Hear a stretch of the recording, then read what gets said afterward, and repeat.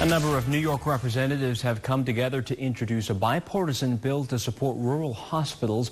Reporter Karina Gary has this story. State Representatives Claudia Tenney, Antonio Delgado, John Katko, Tom Reed, and Elise Stefanik introduced the Access to Rural Communities Act last week.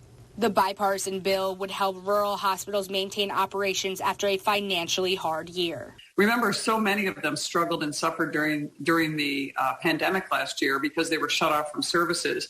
Many of them had to use their facilities to host and care for COVID-positive patients. Before COVID, rural hospitals were already struggling to make ends meet after the Centers for Medicare and Medicaid Services, or CMS, retroactively changed how hospitals were to be reimbursed for their volume decrease adjustment program, which funds hospitals that experience a significant volume decrease due to circumstances beyond their control. The money is used to pay for staff and services necessary for continued operation of hospitals. But as a result of their new formula, 16 New York State rural hospitals are forced to repay Medicare contractors for payments received years earlier. These rural hospitals owe up to $15 to $20 million. It's just unfair that they relied on something and now the government's going back and retroactively charging them. And this could bankrupt and force us to lose care in rural settings.